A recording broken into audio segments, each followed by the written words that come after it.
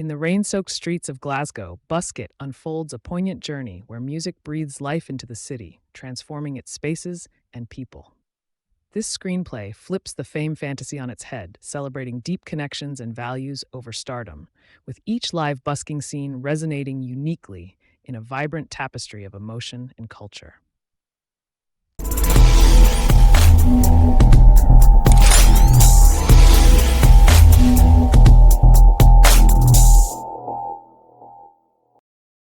On a cold night in Glasgow, a scrawny busker named Tim sings for drunken students.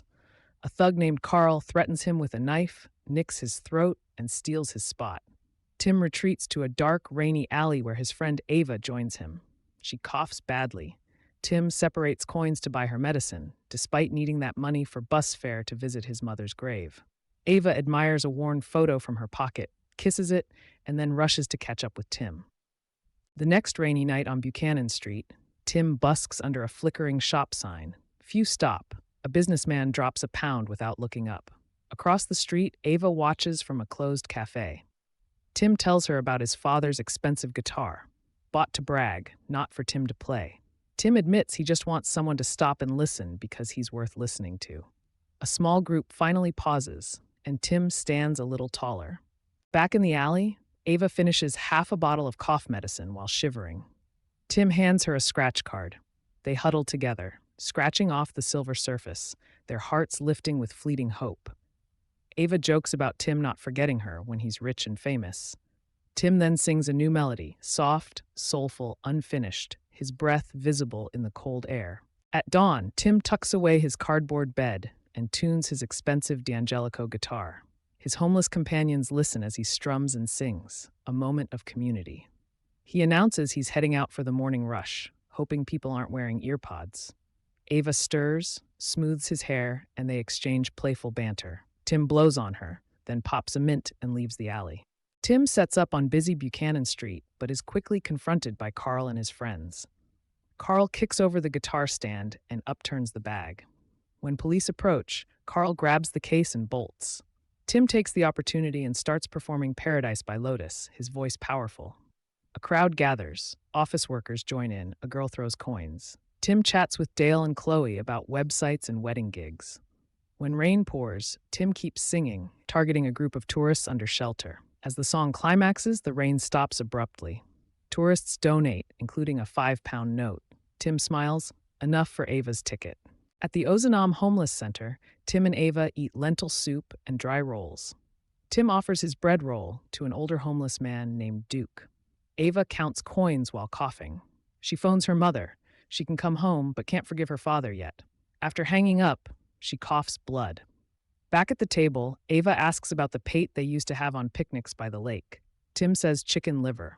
The dry roll transforms into a baguette with pate, and a flashback begins. The flashback shows Tim and Ava as children laughing by a lake, splashing and throwing rocks. Back in the present, Carl and his gang surround Tim and Ava. Carl accuses Tim of costing him money, grabs Tim's guitar, and mocks him as a worthless homeless busker. Carl bounces the guitar off the ground. Tim hands over his cash to save it, but Carl drops the guitar anyway. Police arrest Carl. Tim checks the guitar, minor scratches, but he clenches his fists in fury, saying the gig is off. Ava and Tim argue bitterly. She calls him a quitter. He lashes out. In anger, Ava picks up a brick and hurls it at the guitar, cracking it further, then storms off. Ava, shivering and pale, tries to find shelter on Argyle Street, but is blocked by two men. She coughs blood into a hanky, then collapses onto a wet bench. A posh couple looks down on her with disdain. At a phone booth, she dials but loses her money.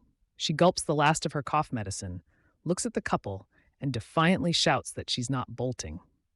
Then she spins a pirouette on her tiptoes, wet clothes twirling. She says, "Tim, I'm coming," and sprints away. Coughing but not stopping, Tim unpacks his cardboard bed in the alley, staring at the stars. Ava's voice breaks the silence, singing "Sacrifice for Paradise." Tim's eyes widen with relief and joy. They run to each other and embrace. Tim grabs his damaged guitar and strums along as Ava continues singing. She gives him a 20-piece coin. Tim spent all money on medicine, which he hands her. Ava offers to ask her mom for money, but Tim says they'll find a way. They cuddle together for warmth. At a doctor's surgery, Ava cries as she learns her condition. That night in the alley, she tells Tim she's heading home tomorrow. She needs a specialist. Tim insists her health is most important. Carl appears, taunting Tim about chasing dreams. Carl points at Ava, then toward Buchanan Street's nightlife, and says, "You keep pretending you're some future rock star, or you look after her properly." Carl leaves with his mates.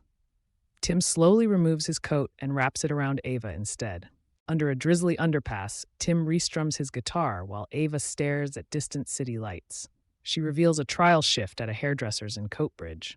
Tim dismisses it, but Ava says she hates freezing more. Carl was right, they can't pretend this is romantic. Tim asks if she's leaving.